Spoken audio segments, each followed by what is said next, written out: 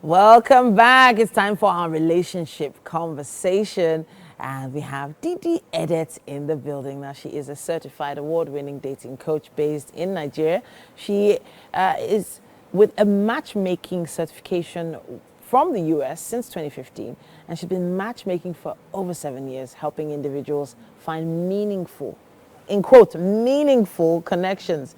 Matchmaker Didi, formerly the Lagos Matchmaker, is addressing a growing need for privacy in modern dating. Speaking of modern dating, the conversation is an interesting one today. Gen Z dating versus millennial dating. Who had it better? Who has it better? It's still present continuous now, right?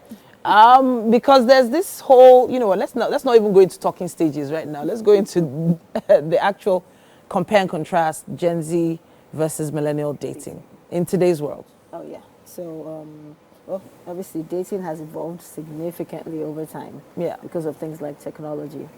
So with millennials, that's the 1961 to 1996 people, right? And then Gen Z is 1997 to 2012. Yeah. And that's when technology was at its peak. So there's obviously significant differences, with dating then. I would say there are two main differences in the two groups when it comes to dating. So I would say the cultural aspects and technology, of course. Yeah. Cultural aspects. When you say culture, culture varies. There's pop culture and then there's, traditional African culture. So for me, I think of the timing to even settle down. The mindset of when it's time to settle down is completely different. Exactly. So at 23, I was ripe to be married. You just felt like, okay, it's now or never. It's weird, but that was how it felt, culturally speaking. Yeah, the society for the average millennial. Yeah, the society just gave you like an age expectation. Like at this age, you should get married. Yeah. Otherwise you weren't serious with your life. But right now, with the economic realities, it's shifted the timeline for marriage. So now, Gen Zs, they're more focused on other things. So marriage is not having the same timeline. It's not 20s anymore. It's like 30s now. It's probably even mid to late 30s at this point. 40s are even, in there. So is it because marriage is no longer a priority? So it feels like financial gain or making money has become a bigger priority than settling down and starting a family. It feels like it's not just a priority of the individual, but also their family. Yes, because I think it was easier those days to get married younger and even achieve a lot more. Because if you saw the people that were heading banks and stuff, they were much younger than now. Sure. So it was easier to achieve a lot when you were younger then. So you could get married and take care of a family. But if you do that right now in your 20s and you don't have the financial backing, you're going to put yourself in a whole lot of trouble. So people are trying to be more realistic. Yeah. And, we're just moving according to the economy. So the actual process of dating itself is different. Now this is extremely clear, and you've already mentioned technology. So let's touch on that. Oh, technology has brought too many differences. Even in how you court, like courtship is different. Those the days of midnight calls, letters, face-to-face meetings. Like you go to someone's house and talk to them outside. But now it's sliding into DMs. Yeah. You don't even need to see the person face-to-face. So technology has brought that whole courtship part to make it very different now. Sure. And technology has also influenced how people take relationships seriously. So is this better? And when I say better, technology-wise, has it made dating better or worse in terms of the dating pool and your options? What are your thoughts? That's a very interesting question. That's a very interesting question. I guess it depends on where what angle you look at it from. Okay. Better or worse? Better in the sense that there's accessibility to people, so you can meet someone in a different country, a different state. Yeah. You could just meet people from different places. So you have more options. But then the idea of more options also comes with its own troubles. Okay. Because there's the illusion of limitless options. So you're just, anybody you meet, you're like, I don't like the way he sneezes. Okay. Next, because you feel like the options don't end. Yeah. So that also can pose a problem too. So I like what you did there when you did this, because you gave us the motion of swiping. Oh, definitely. Yes, because there are quite a few swiping apps that yeah. those apps existed for millennials. However, now it feels like a staple on some people's devices. Yeah. So if they don't have access to those apps that either help you swipe left or right, they are not ready to date. Yes, I mean, people are doing real life swiping left and right too. Wow. Yeah, so you meet someone on a date, they say something you don't like swipe left next, because there's the whole limitless option. But before, you would say, okay, do you know what? I don't like the way he laughs, but I like other things. And then you would have more patience when it comes to dating. Sure. But now there's zero patience, because it's like, if I don't like one thing, I'm sure I'll find some other person, you know, tomorrow. So that lack of patience, I think, is a delicate thing. Because there are a lot of millennial marriages that did not last.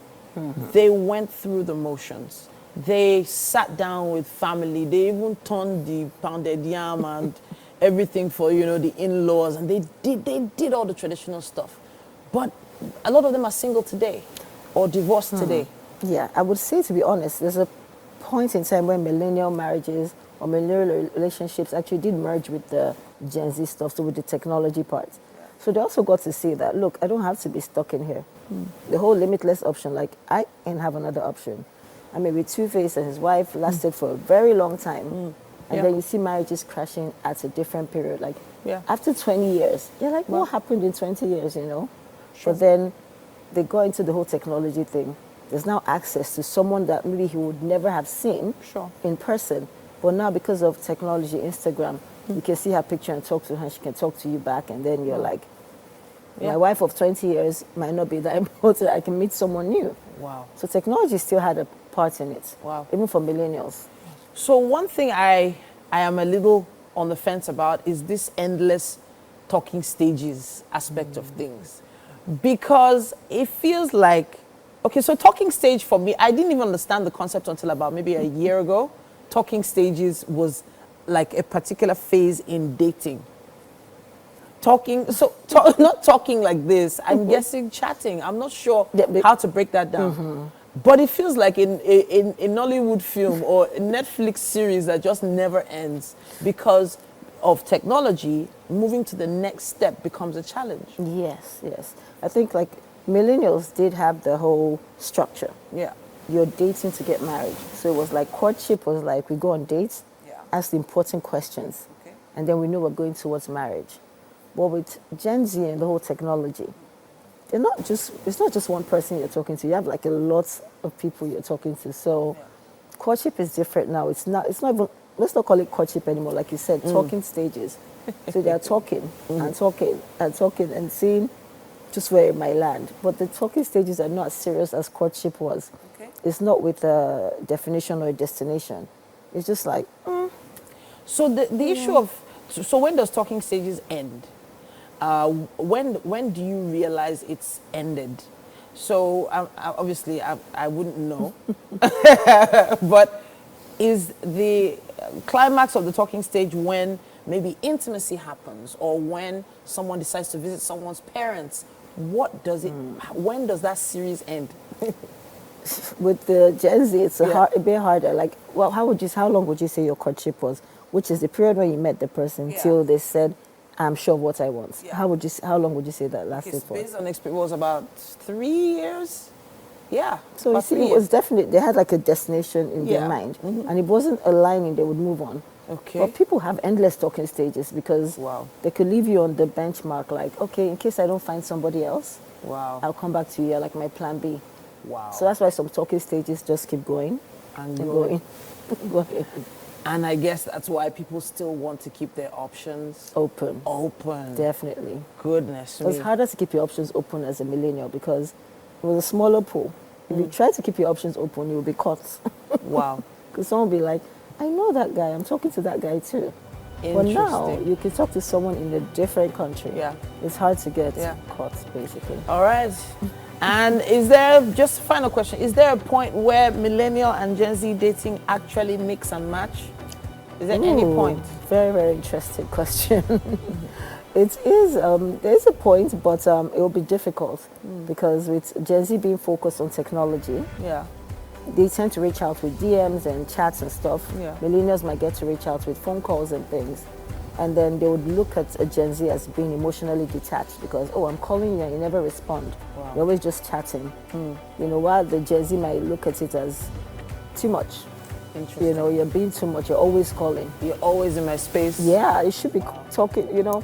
You can't come over and visit like those days and come to my parents' house and we talk outside. It's excessive. Interesting. Interesting. All right, that was compare and contrast. I think we never knew we needed. But we would love to hear your thoughts on this as well. Please use our hashtag WakeUpNigeria on TVC and let us know your thoughts on this. Millennials versus Gen Z dating. All right, then let's take that break. We'll be back.